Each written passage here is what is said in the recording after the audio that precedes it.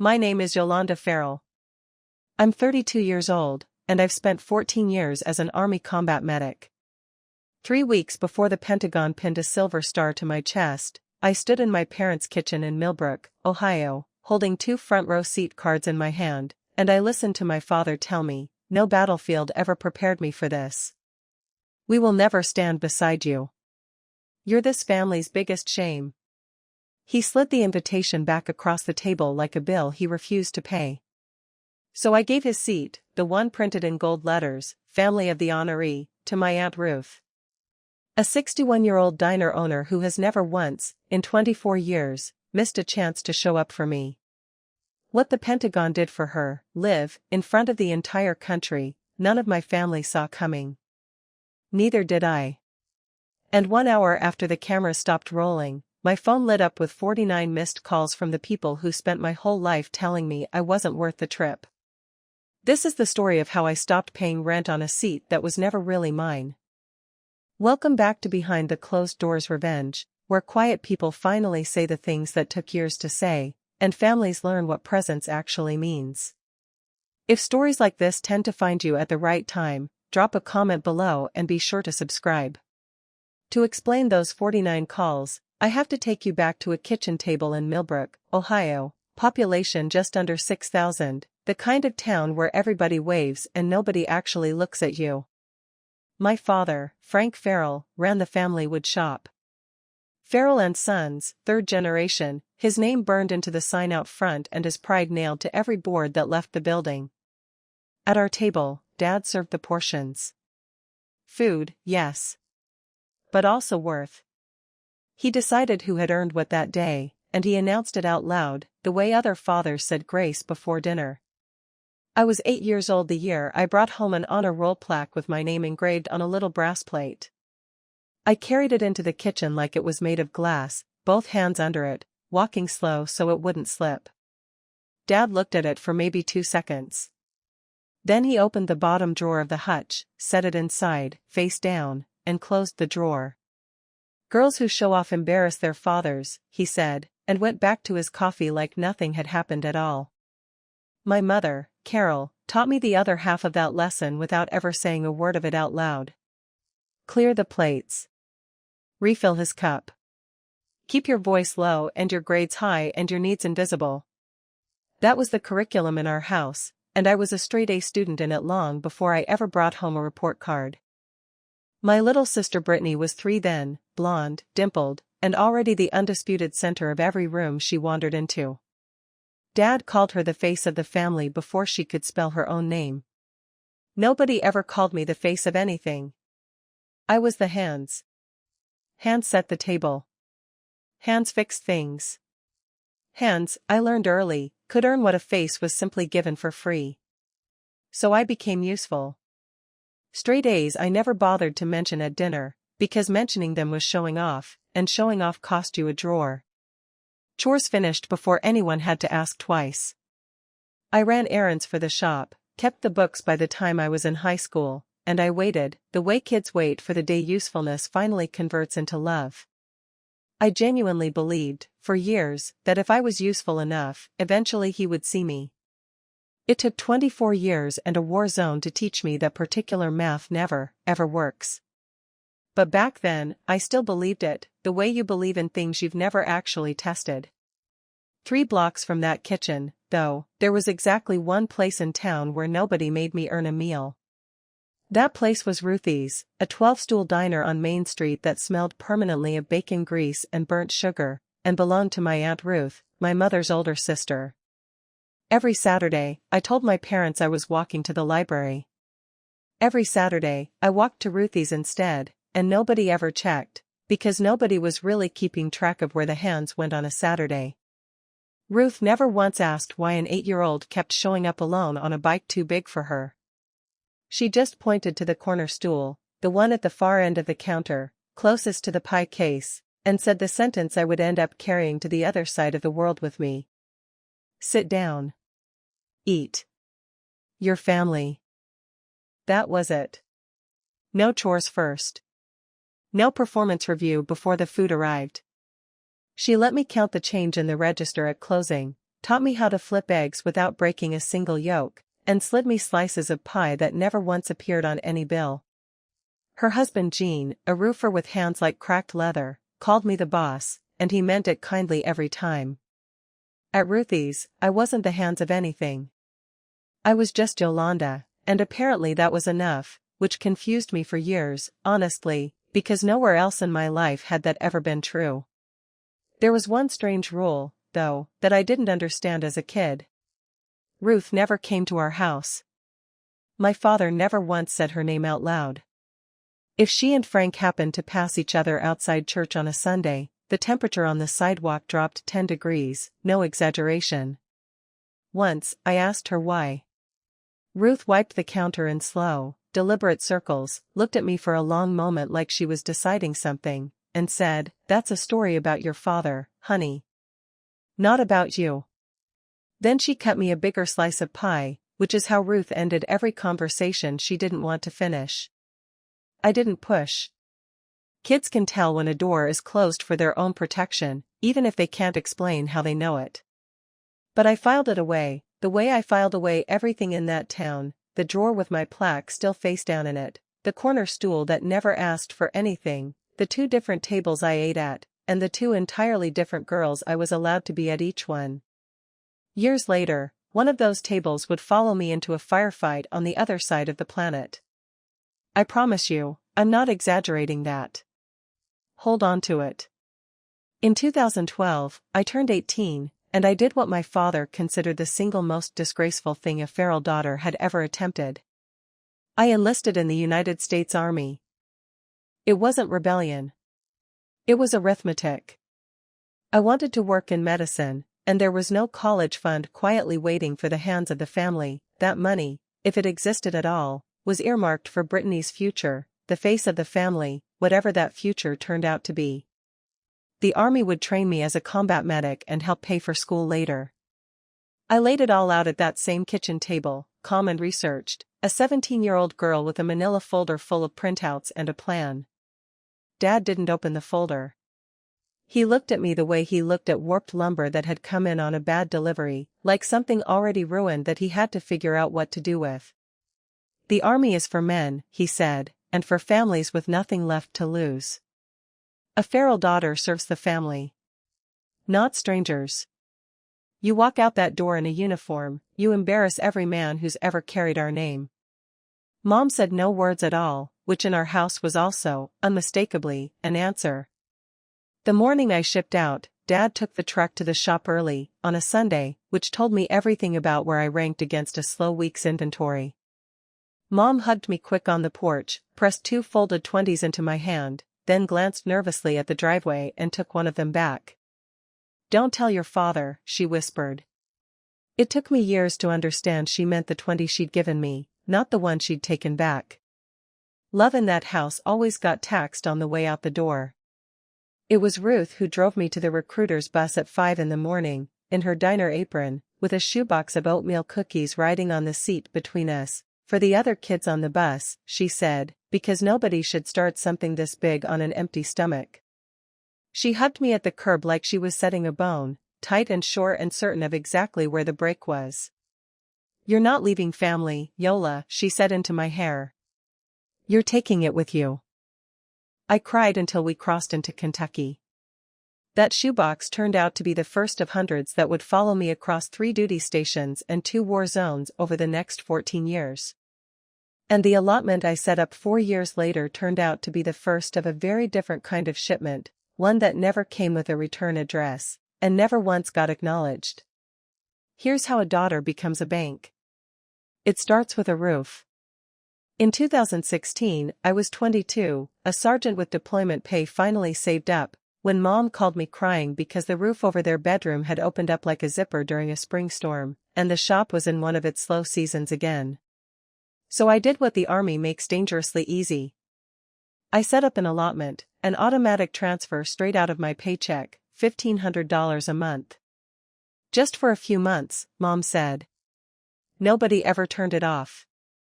Not that I was blind to what was happening. I saw the shape of it by the second year, and I built guardrails around it like a professional. I kept the amount fixed and never once raised it. I refused, twice, in writing, to co-sign a loan for the shop. I kept my own accounts in my own name, at a bank with no branch anywhere near Millbrook, on purpose.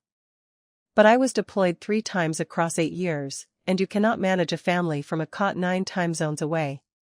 Every emergency arrived precisely while I was unreachable, and every single emergency was real enough on its own to be believed. Mom's dental surgery. The electric bill in January. A Thanksgiving that had to look right because church people were coming over. And underneath every single request sat the one hostage I could never actually leave behind. If I cut the money, Dad's pride wouldn't suffer for it.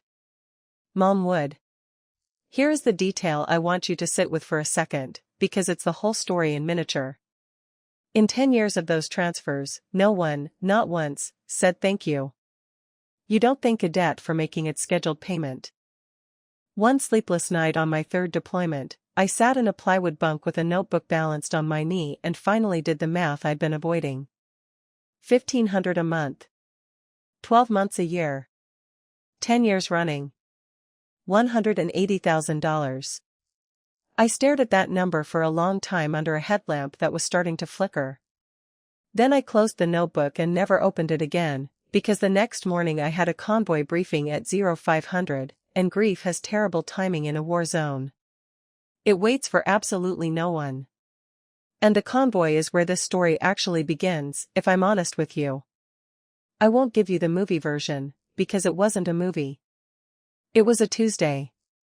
Our convoy was 4 vehicles moving through a dry riverbed at dusk when the second truck went up on a buried charge, and half a second later, the ridge on our left started flashing like a string of firecrackers that never stopped.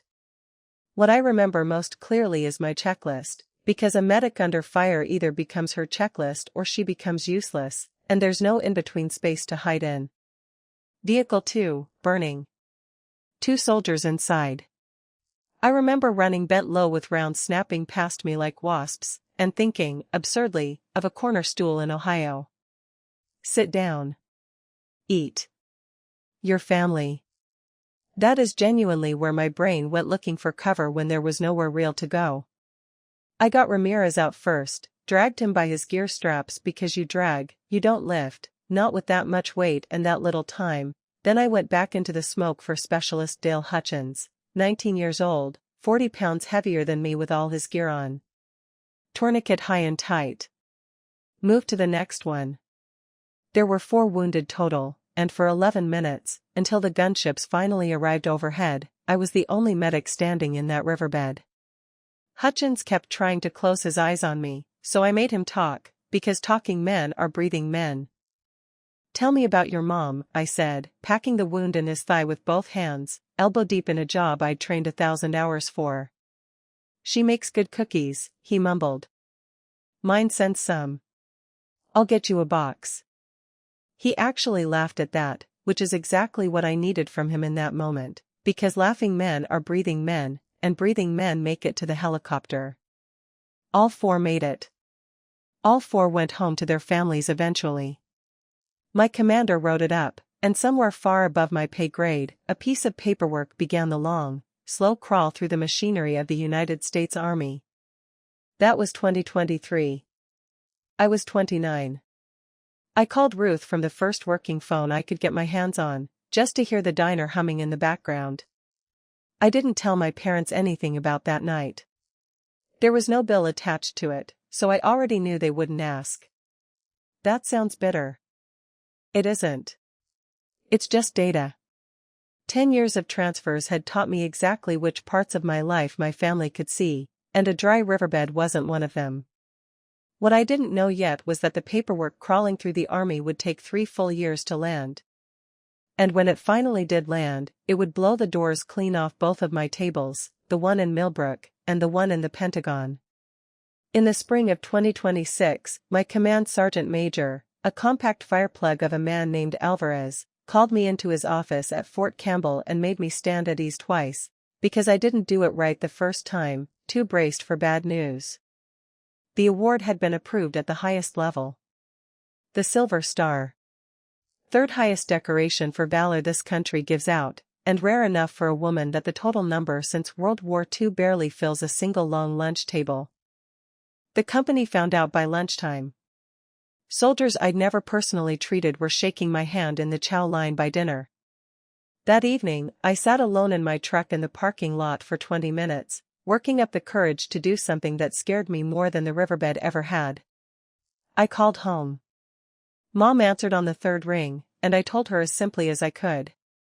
There was a pause, and I could hear her hand cover the receiver, and my father's voice rumbling low in the background behind her palm. Then she came back on with his questions delivered in her softest, most careful voice, the voice she used when she was relaying a verdict she didn't entirely want to deliver. Your father wants to know, does it come with money? A bonus, or a pension bump? Before I could even answer, Brittany's voice cut in from somewhere near the fridge, bright and fast and already halfway to a content calendar. Is there press? Like, actual cameras? Can you tag me, or do they run it through the Army's own page?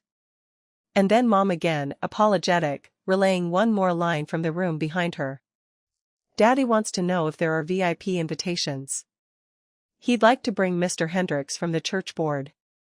It could help the shop. I sat in that truck with the phone warm against my ear, and I waited, actually waited, foolishly, one more time, for the question that never came. What happened, Yolanda? Are you okay? Nobody asked what I had done. Nobody asked what it had cost me, or whether the 19-year-old lived, or whether I'd slept since. That was the exact moment the fog finally burned all the way off, and I saw the true shape of the thing for the first time in my adult life. They weren't proud of me. They were pricing me. I told them I'd send details later, hung up, and sat very still in the dark for a long while.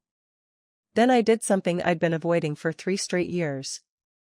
I opened my banking app. I want to be precise here, because this is the part where people usually call the woman in the story a fool, and I've earned better than that by now.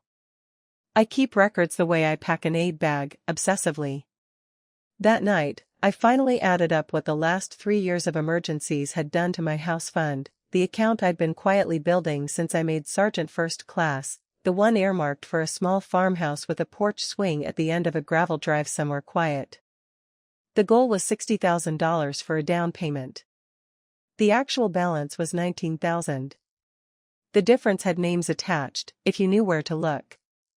$25,000 wired in 2023 for Brittany's brand launch, a business that, as far as I could tell, consisted of a logo, a ring light, and a weekend trip to Nashville. A lumber order for Dad's shop the year after, structured as a 60-day bridge loan now sitting at day 500 with no repayment in sight.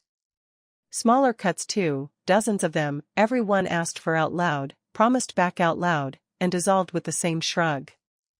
We're family. Why are you keeping score? Understand, I had said no plenty of times over the years.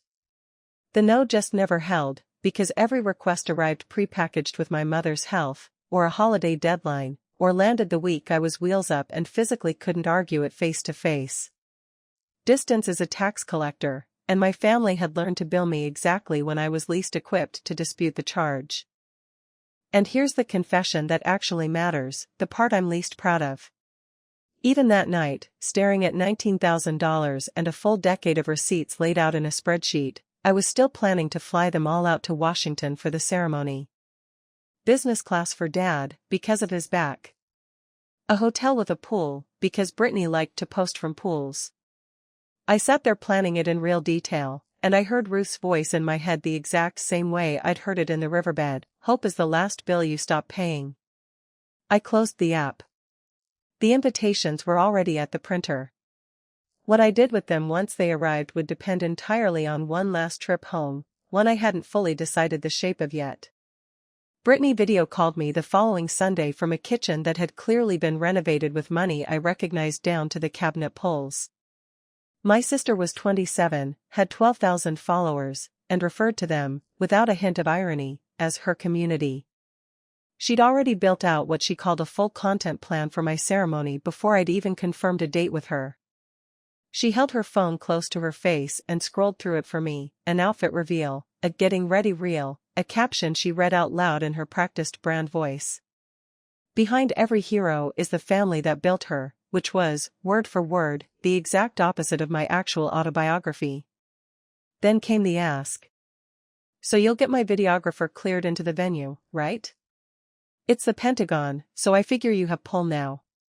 I explained as evenly as I could that a military award ceremony has protocol, security clearances, and a fixed guest list, and that none of it was designed around ring lights. The screen went still in that particular way it does when a face stops performing entirely. Wow, she said. Why are you always so selfish? This is an opportunity for this whole family, not just you. Selfish. I looked at the word like it was a strange object someone had handed me to examine. $180,000 ago, I might have swallowed that whole and apologized on the spot. Instead, I noticed the handbag hanging off the back of her chair, cream leather, gold hardware, the exact one from a receipt she'd once accidentally forwarded me during the brand launch fundraiser. I said I had to go, and I meant it. Let me pause the story right here and talk to you directly for a second, because I know some of you are already nodding along. If you've ever been the reliable one, the one whose phone only rings when something needs paying, you already know exactly how that call felt in my chest. Tell me in the comments how long it took you to finally see the pattern in your own family, because I'll be honest with you, it took me far too long, and I'd already spent 14 years being professionally trained to notice things other people miss. If you're new to this channel, go ahead and hit subscribe now, because what happened when I finally drove home to Ohio with those 2 seat cards sealed in an envelope, and what my father chose to say directly to my face in that kitchen, is the entire reason this story exists at all. 2 weeks before the ceremony, I requested leave, loaded my truck, and pointed it north toward Millbrook. Fort Campbell to Millbrook is 6 hours of interstate and flat farmland, and I spent every one of those hours rehearsing a speech I already suspected I'd never get to give. In the passenger seat sat a padded envelope from the ceremony office, an embossed invitation and 2 stiff white cards, each with a gold border and a line that meant more to me than the medal itself. Family of the honoree. Front row. 2 seats. The digital guest form was still blank on my laptop. And I had told myself, alone, at mile marker after mile marker, that my father deserved one more chance to be the man I kept quietly inventing for him. I hit Millbrook at 4 in the afternoon and did the exact same thing I'd done since I was 8 years old. I went to Ruth's first. The bell over the door still had its old dent from years back. Ruth came around the counter, apron and all, hugged me hard enough to fix a bone, then held me out at arm's length and studied my face the way she reads a wobbly, uncertain pie crust before deciding whether to trust it. "You're nervous," she said. It wasn't a question.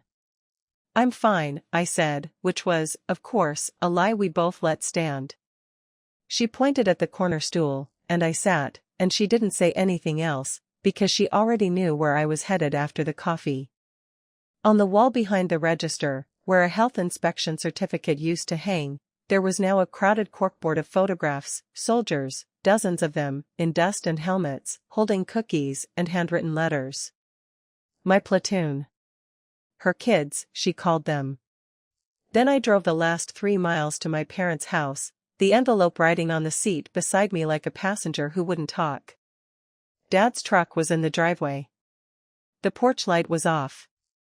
I stood on that dark porch the same way I used to stand outside unfamiliar doors overseas, and the difference was, overseas, I always knew exactly what was behind the door before I opened it. Mom let me in with a hug that ended too fast, the way you hug someone while checking over their shoulder for permission.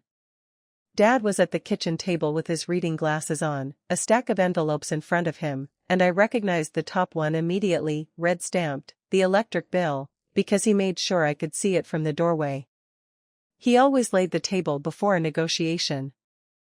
I set the invitation and the 2 white seat cards in front of him and kept it simple. The ceremony was in 3 weeks, in Washington, at the Pentagon. The Army would love to have his family there. I would love to have his family there. Front row, his name and Mom's name printed on the cards, everything already arranged and paid for. Dad took off his glasses and folded them slowly, the exact way he did before pronouncing sentence at that table my entire childhood. He didn't touch the cards. "You know what people in this town ask me?" he said, voice low, not gentle low, low like a saw machine idling before the blade drops. "They ask what it's like having a daughter who chose strangers over her own blood. 14 years you've been parading around in that uniform for the whole country to look at. Now you want me to sit in an audience and clap for it. The shop is dying, Yolanda. Men I've known 30 years look at me sideways already. And you want to hand me a ticket to go watch my daughter get rewarded for embarrassing me on national television." I told him it was the third highest honor for valor this country gives. I told him 4 soldiers were alive right now, tonight, because of what happened in that riverbed. I kept my voice level, and I watched something in his face close like a drawer sliding shut. "We'll never stand beside you," my father said. "You're this family's biggest shame." Then he slid the cards back across the table, and they came to rest against the red stamped envelope, his refusal and his handout sitting side by side in 1 square foot of oak, which felt, somehow, like the most honest arrangement he'd ever made. Behind me, by the stove, my mother picked up a plate that was already dry and wiped it anyway, around and around in slow circles, and said absolutely nothing at all. I picked up the cards. "Okay," I said. He thought that was the end of the conversation. It was the end of something much, much bigger than that. Ruth flipped the diner sign to closed at 9 that night, poured 2 coffees, and sat down across from me at the counter, which she almost never does, because Ruth's love usually stays vertical, moving, refilling something for somebody. I gave her the report the way I'd give a casualty report on a radio, flat, in order, no adjectives, because flat and orderly was the only bridge sturdy enough to carry the weight of it across the counter without collapsing. I got through the shop, the town, the parading comment. We sat with that for a while. 2 women and a hum of pie case refrigeration between us. Then she got up, disappeared into the back, and came out with a cardboard box that smelled like oatmeal and brown sugar, because of course she did. Some people say I love you. Some people just hand you a box. I looked at the box, and then at the 2 white seat cards lying on the counter, gold borders catching the diner light, and an idea walked quietly into the room and sat itself down on the corner stool like it had always belonged there. The next morning, I brought my laptop to the counter before the diner opened, while Ruth prepped in back and the fryers ticked as they warmed. The ceremony office's guest form glowed on the screen, official header, my name, my award, and 2 blank lines I'd been leaving empty for a week straight. Guest 1, Family of the Honoree. Guest 2, Family of the Honoree. The cursor blinked like a monitor waiting on a pulse that hadn't decided whether to show up yet. I typed Ruth Fairbanks. I typed Jean Fairbanks. Then I sat there with my finger hovering over the send button, and I want to be honest with you about that pause, because it wasn't hesitation about them.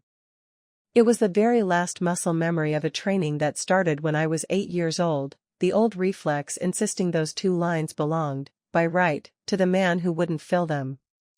Ruth came out of the kitchen wiping flour off her apron, read the screen over my shoulder, and went very still. "Yola." She said my name the way you'd steady a ladder someone was already halfway up. "That seat is your father's."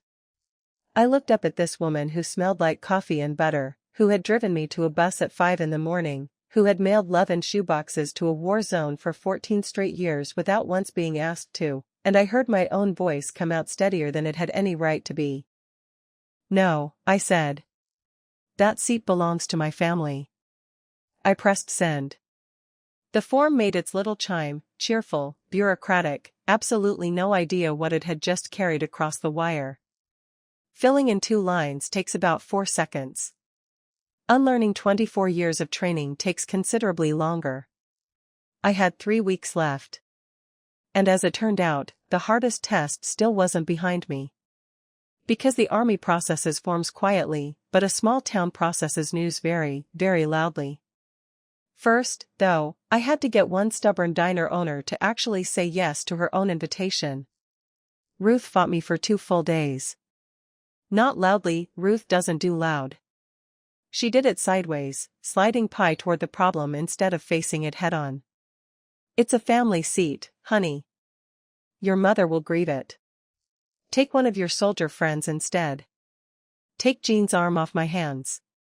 Take anybody. Don't waste it on an old woman who smells like onions.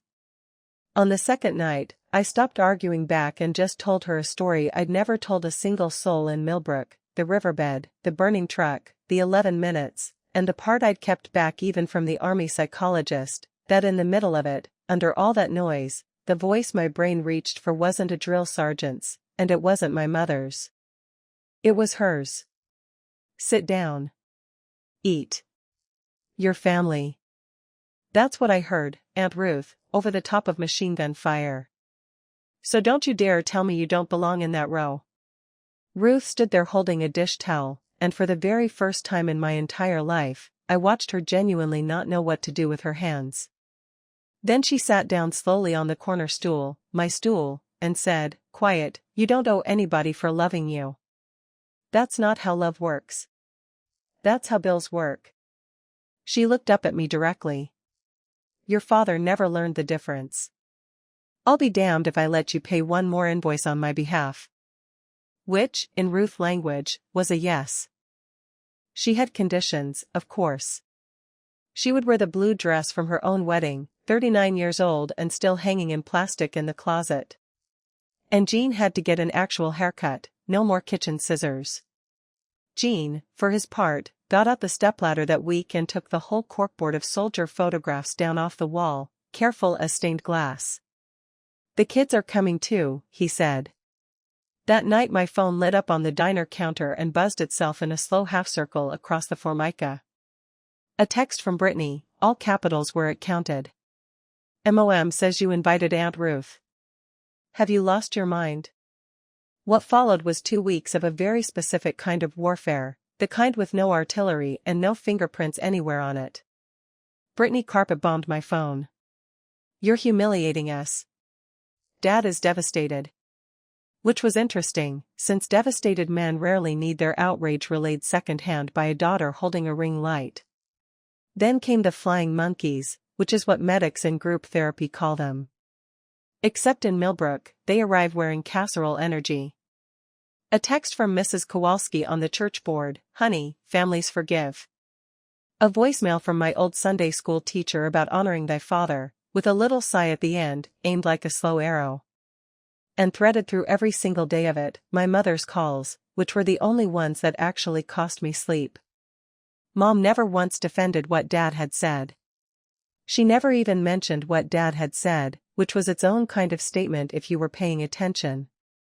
She just cried softly about the family looking broken in front of the whole town, and asked me, in a dozen different rearrangements of the same sentence, to please fix it.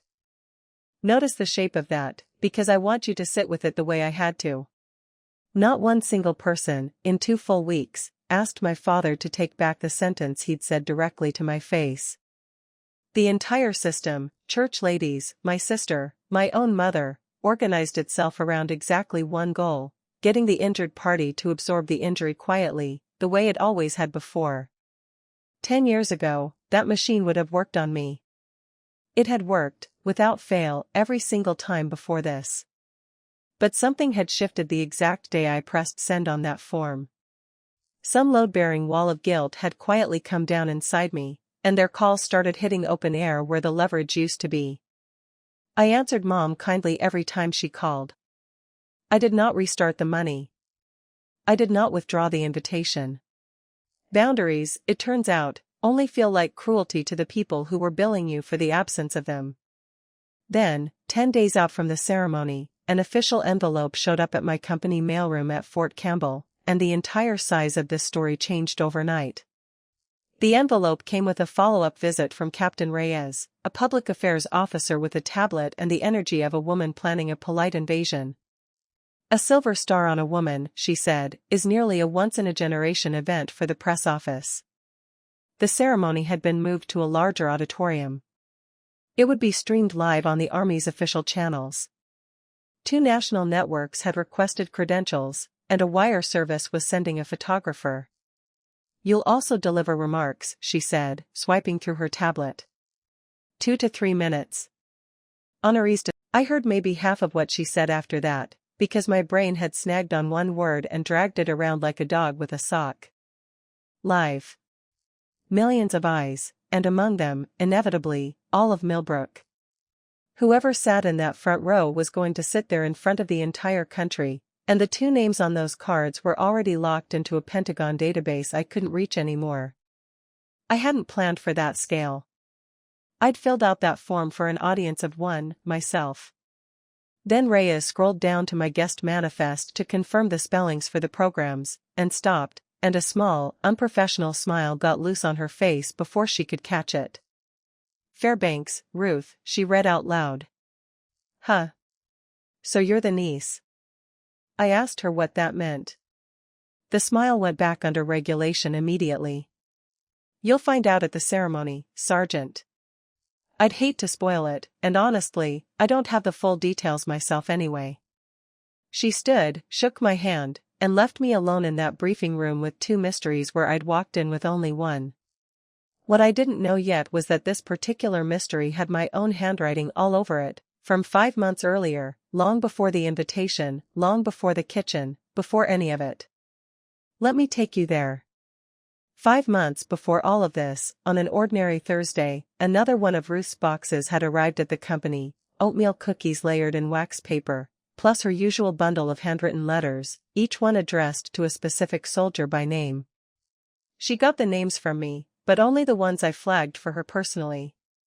The kids who never got mail from anybody. Private Okafor, whose mother had passed the year before. Specialist Reams, whose family simply didn't write, for reasons nobody in the platoon ever asked about out loud. Ruth wrote to them faithfully, in blue ink, every single month, for years, like a general keeping memoirs nobody had asked her to write. Sergeant Major Alvarez wandered over while the box was being looted like an actual supply drop, picked up one of the letters, and read the return address off the envelope. Who was Ruth Fairbanks? So I told him. 14 years. Hundreds of boxes shipped to 3 different duty stations and 2 war zones. Letters written to complete strangers because her niece had mentioned they were lonely. A diner that never once turned a profit big enough to make any of it sensible on paper. Alvarez listened with his arms crossed the entire time, then said the one sentence that quietly started the avalanche. People get medals for less courage than 14 years of just showing up. There's paper for this, you know. Civilian awards exist. We should put her in for one. So we did, that same week, working off cold coffee and a laptop with a cracked corner. The Army has a formal award for private citizens whose service to soldiers goes far beyond anything required of them. We built the packet like a legal case, dates, photographs, letters the soldiers volunteered like eager witnesses. Okafor wrote a full page unasked. I signed as the nominating soldier statement and mailed my portion off into the void. Then deployment prep swallowed the spring, and I forgot about it entirely. Forms disappear into the Army the way rain disappears into sand. Except they don't.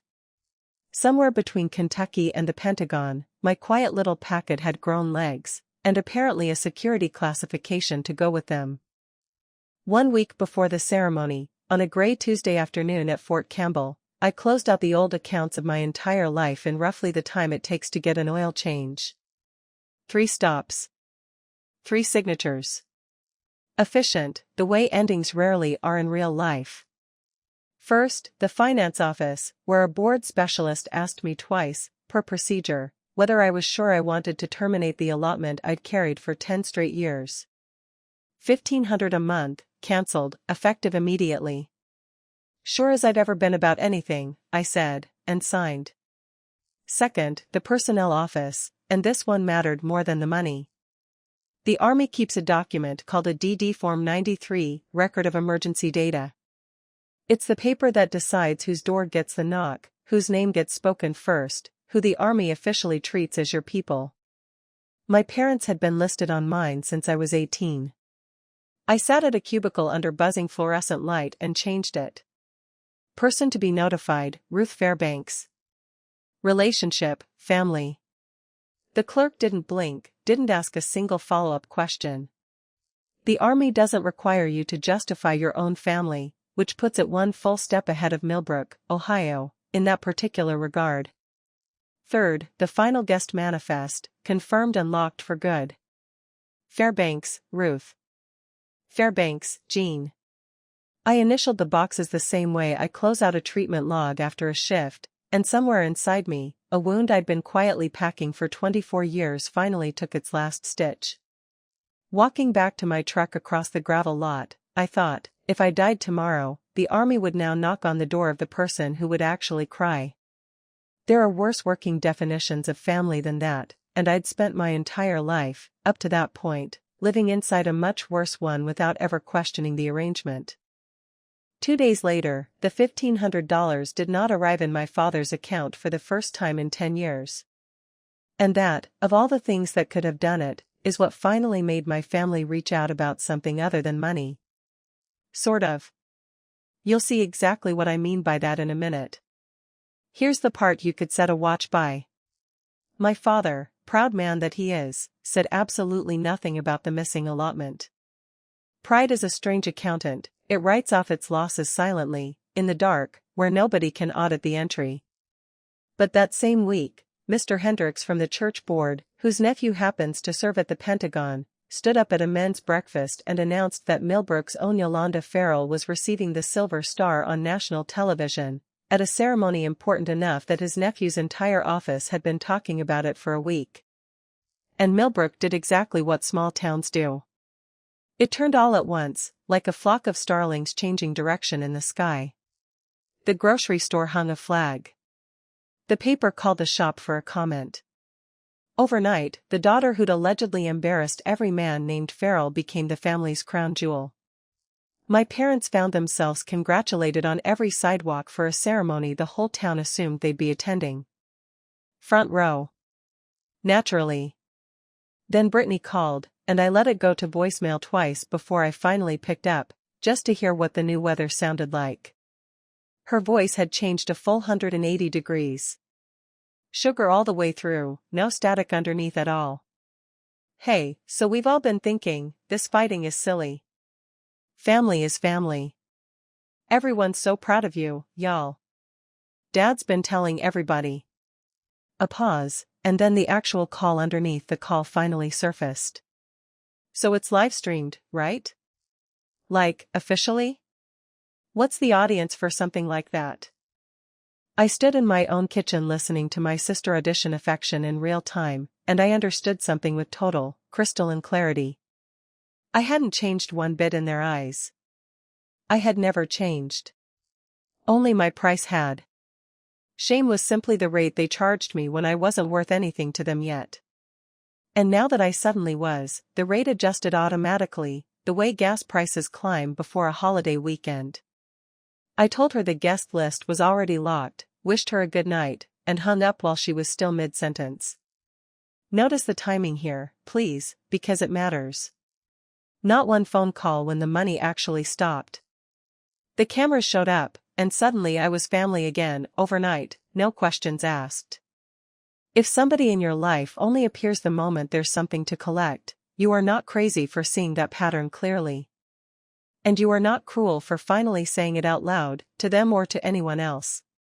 Stay with me, because what my parents did the night before the ceremony, 600 miles from home, took even me by surprise, and I've been ambushed by professionals with far worse intentions than my own family. First, though, my mother sent a letter. It arrived at the company mailroom in a plain drugstore envelope, addressed in her careful cursive, the handwriting of a woman who'd won penmanship ribbons in a school that doesn't even exist anymore. My mother had never written me a single letter in her life. Not at basic training. Not across 3 deployments. I sat in my truck in the parking lot to open it. 4 pages, front and back. She wrote that Dad wasn't sleeping. That the shop was about to sell the big planer, the one his own grandfather had bought second-hand decades ago and kept running on sheer stubbornness ever since. That a man watching his name come apart does things with his mouth he doesn't fully mean in his heart. She wrote, "Your father doesn't know how to say what he feels. He never learned it. His own father never once shook his hand, not even at his own wedding. And folded inside the last page was a photograph I'd never seen before in my life. Me, maybe 6 years old, sitting up on Dad's shoulders at the county fair, both of us mid-laugh, his hands locked tight around my ankles like I was the single most valuable cargo in the entire state of Ohio. I sat there a long time with the engine off. I'm telling you the honest truth when I say the real danger to me was never my father's contempt. You can build a wall against contempt. I'd been doing it for years without even noticing the construction. The real danger was hope. The old, sweet poison. The 6-year-old on those shoulders, whispering that maybe, just maybe, this time the apology was actually real. I did the only smart thing I know how to do when I can't triage my own wound objectively. I called Ruth. I read her the whole letter, all 4 pages, and the diner hummed quietly behind her while she listened all the way through without interrupting once. Then she asked me a single question, gentle as a hand on a shoulder, and a cut cleaner than anything a surgeon had ever shown me in 14 years of watching them work. Honey, if the cameras weren't coming, would that letter exist at all? I looked at the photograph propped against my dashboard. I couldn't answer her, not honestly, not right then. You don't have to decide tonight, Ruth said. 2 days later, in a hotel lobby in Arlington, Virginia, I stopped needing to decide anything at all, because my family answered the question for me, in person, without my asking. We flew into Washington on a Thursday. Ruth in the window seat with her nose almost against the glass the entire flight, watching clouds like they were a television program she didn't want to miss a second of. Gene holding the garment bag with the blue dress folded across his lap like a flag being carried at half-mast. Friday morning was the walkthrough.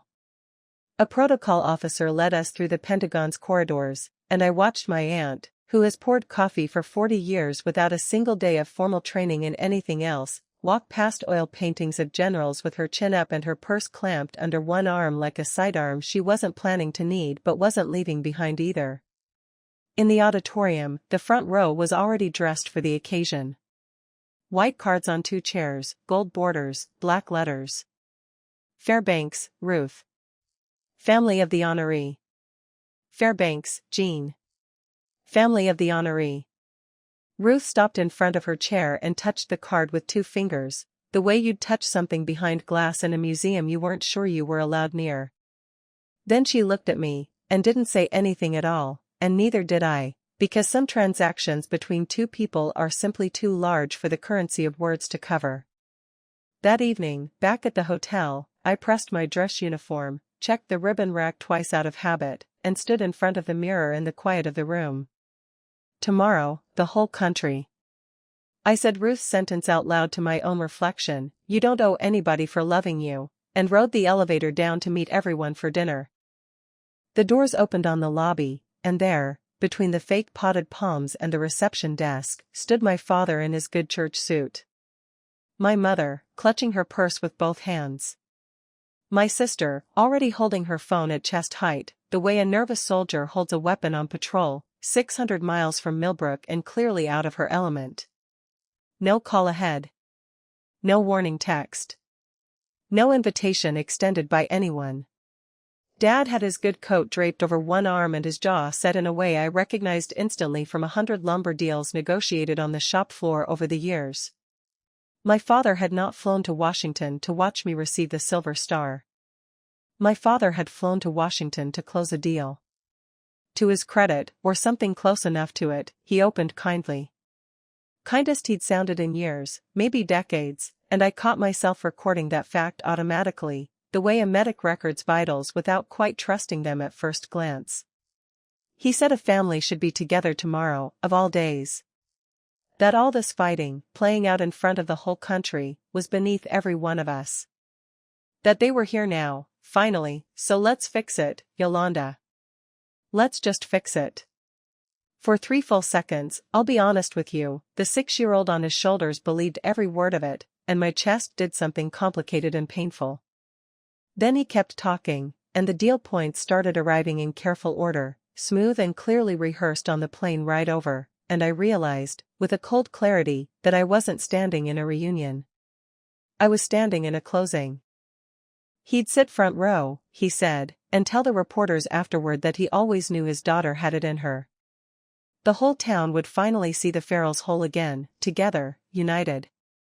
And in return, well, families support each other, don't they?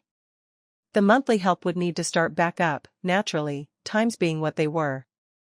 Brittany would document the whole weekend tastefully. She's very professional about it now, he added, like that settled something. And all this unpleasantness, the things said in kitchens, the drawer, the shop, all of it, we'd simply agree those things were never said at all. No apology anywhere in the paperwork. Just amnesty, for him, retroactive, notarized by my own silence, payable monthly going forward with interest. I stood there doing the math I'd been trained since childhood to do instantly, without even meaning to.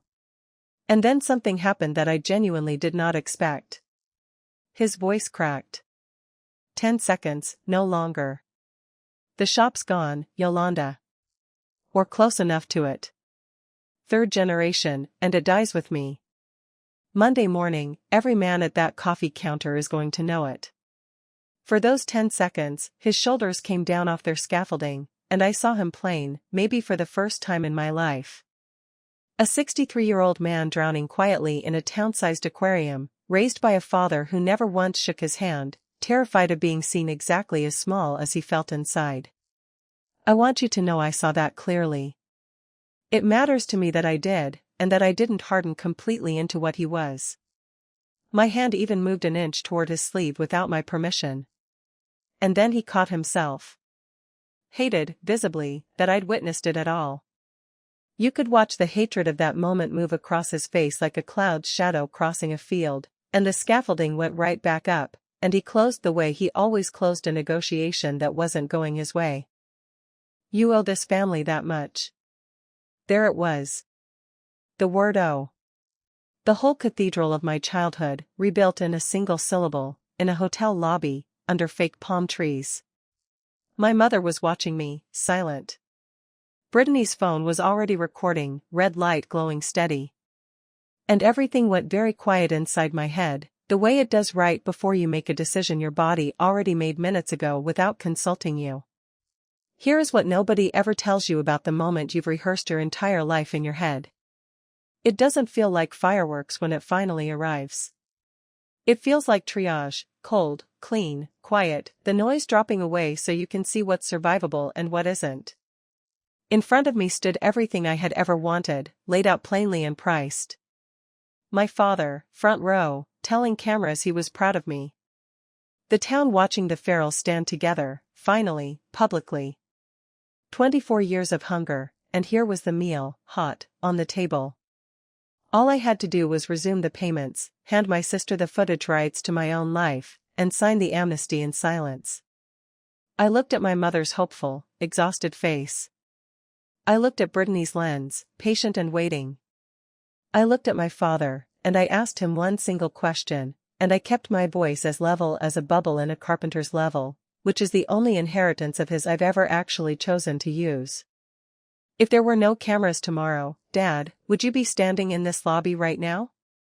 Silence. His mouth opened. I watched him physically reach for an answer, any answer at all. A lie would have done. A lie would have at least been effort, at least been something. Nothing came out of him at all. And that silence was the single most honest thing my father had said to me in 20 years. All four of us heard it land. Even Brittany, whose phone drifted slowly, almost involuntarily, down toward the floor. The seats are taken, I said. Quiet. No heat in it at all, which somehow made it worse for him than shouting ever could have. I spent my whole life buying a seat at your table. I'm done. My table's full now. My father detonated. Right there in the lobby, in his church suit, the low saw machine voice finally lost its bearings. And out it came, the old familiar catalog. Ungrateful. Selfish. After everything you'll regret this. The whole town will hear exactly what kind of daughter, his finger jabbing at the air, hotel guests turning to look over at the front desk, and I stood inside all that noise and felt, of all things, calm. He told me the truth in that kitchen 3 weeks earlier. We will never stand beside you. The man was many things, plenty of them disappointing, but on that one specific point, his word held firm to the very end. My mother said my name once, wet, cracked down the middle. And that's the sound that stayed with me the longest afterward, longer than any of his shouting.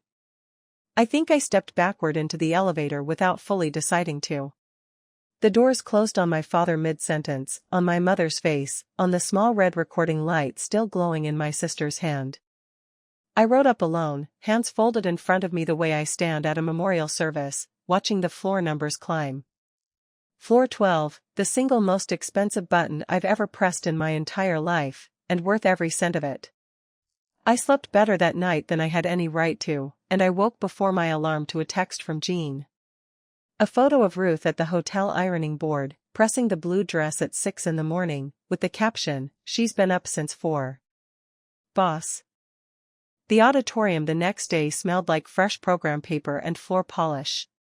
My battalion filed into the rows behind the front row, and among them came 4 men I would know in complete darkness just by the sound of their breathing, the 4 from the riverbed. Hutchins, 22 now, walked in on crutches from a recent surgery, saw Ruth being carefully ushered to her seat, and stopped dead in the middle of the aisle. "Ma'am," he said, "I ate your cookies in 3 different time zones." My aunt, who does not cry in public, cried in public, right there, and 30 seconds into that auditorium had already outperformed my entire childhood combined. My phone buzzed once against my ribs. 3 missed calls. Home. I silenced it completely and put my family on hold, the exact way they had put me on hold for 10 straight years without a single moment's hesitation. Then the ceremony began, and the army did what the army does best, which is mean every single word of its own rituals, with a gravity that never wavers. The citation was read aloud to a completely silent room, the riverbed, the burning vehicle, the 11 minutes, for soldiers alive today because of one Tuesday. I stood at attention, hearing my own worst afternoon described in words like gallantry, and for the first time in 3 years, I let them actually land instead of deflecting them. A 3-star general pinned the silver star to my chest. The camera light burned red, steady, live, watching. In the front row, family of the honoree, sat a diner owner in a wedding dress the color of a lake in June, and a roofer with a fresh haircut, holding her hand tight enough to be seen from the back of the room.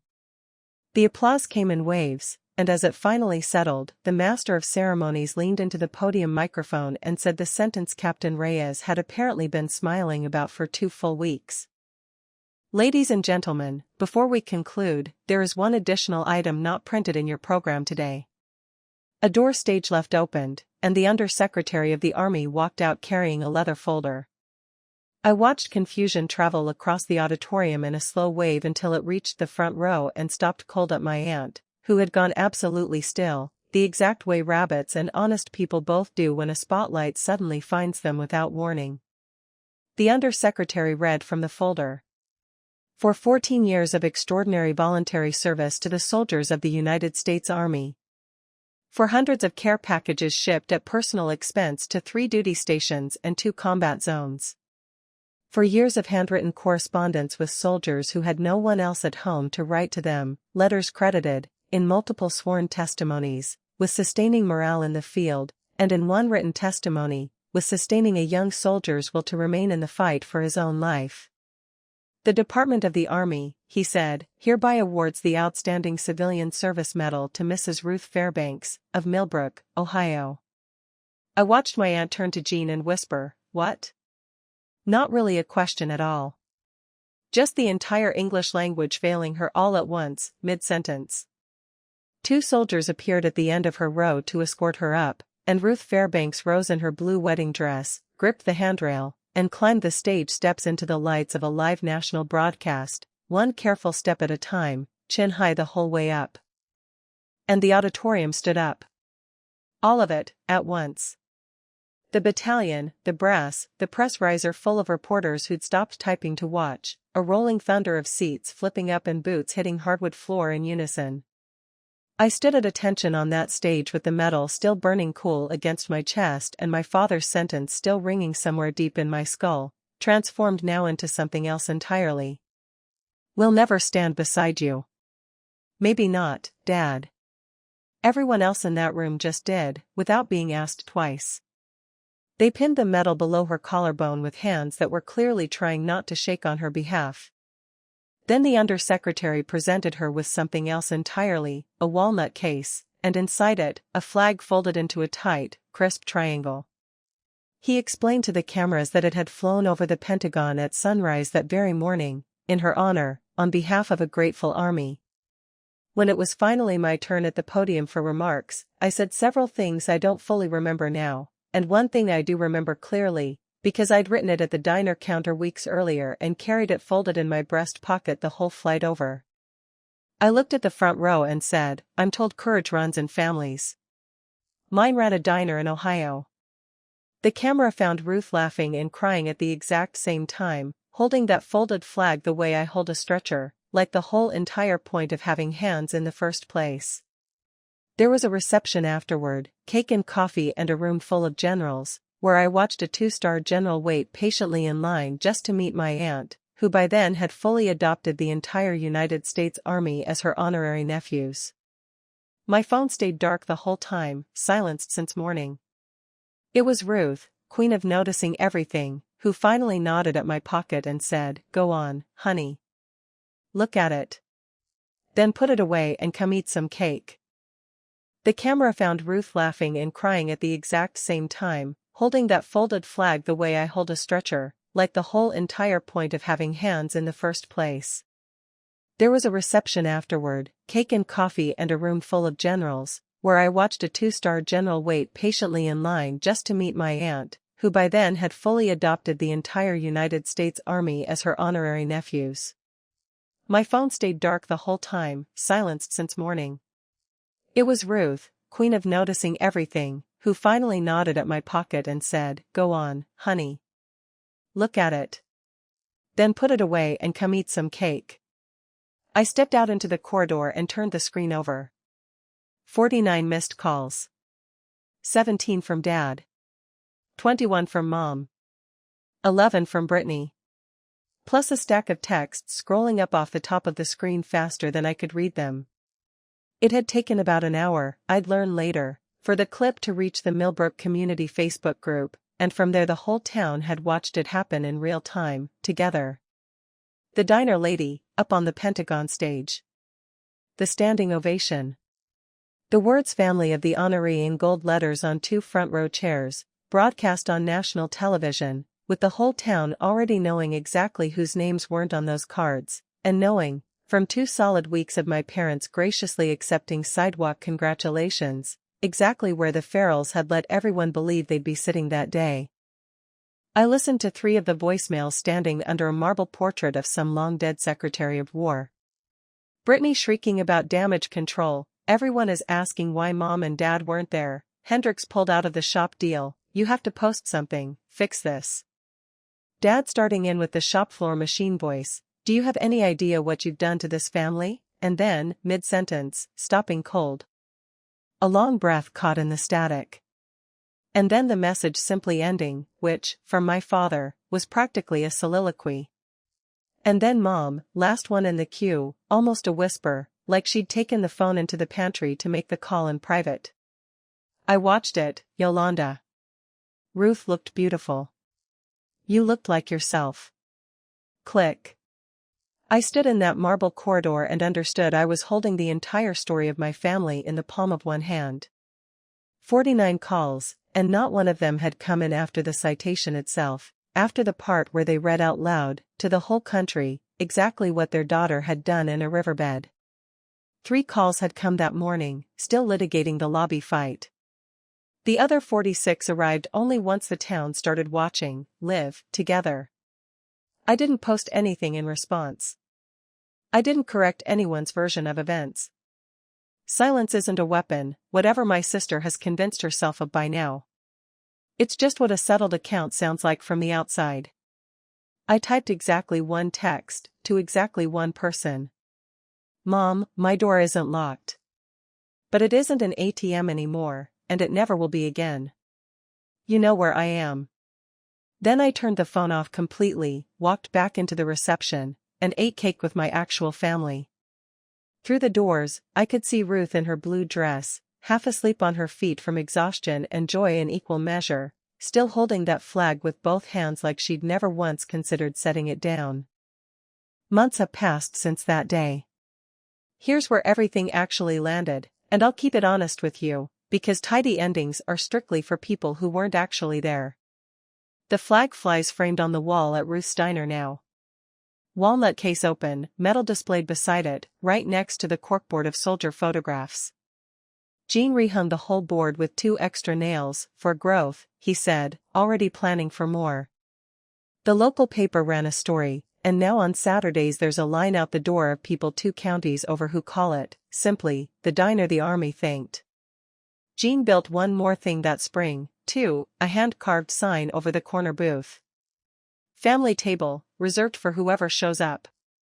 I ate Thanksgiving there, on my old stool, and nobody billed me a single cent for the privilege. In Millbrook, my father still holds court with his version of events over the coffee counter, how the army filled the seats, how none of it was quite what it looked like on the news. The town lets him talk, the way you let a radio play in another room. The shop did end up selling the big planer, and it survives now, smaller than it was. I didn't do that to him. I also didn't save him from it. Learning the difference between those 2 sentences cost me 24 years, and it's worth more than the medal. My mother writes me a letter every single month now. Real ones. No photographs enclosed anymore, no requests hidden between the lines, just her actual voice on paper, slowly learning how to say things out loud that she never once let herself say at that kitchen table. I answer every one of them. We haven't seen each other in person yet, not since that hotel lobby.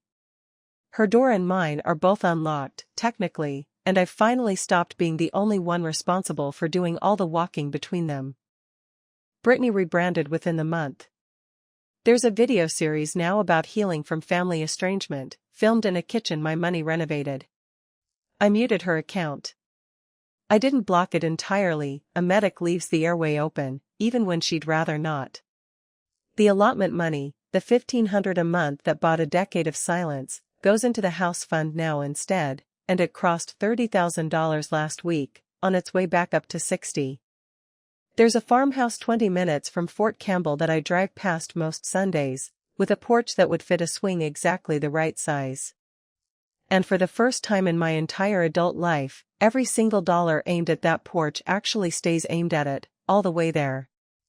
These days, I help train young combat medics at Fort Campbell in whatever time I have left over. Last month, a private with visibly shaking hands asked me how you stay calm under fire, and I heard myself give her the true answer before the textbook version could get there first. You get very clear, I told her, on exactly who you're fighting to get home to. And you make absolutely sure the list is accurate, because carrying the wrong names into combat is heavier than any rucksack you'll ever be issued. She wrote it down. I watched her write it, this kid with her whole roster of people still unaudited, still trusting every name on it by default, the way I once did. I hope, honestly, it costs her far less than it cost me to finally sort it out. Because here is the one thing I know for certain now that I didn't know at 8, or 18, or 31. Family was never the people who share your blood. It's the people who stand beside you when standing there actually costs them something real. That's my story. 1 refused invitation. 2 seats with the right names finally on them. And 49 phone calls that arrived exactly 1 broadcast too late to mean anything at all. If you've spent years paying for a seat at a table that was never really yours to begin with, take this as your sign to look around and notice who's already standing beside you, quietly, without being asked. Share this video with someone who actually shows up for you. Drop a comment below, hit subscribe, and I'll see you in the next one.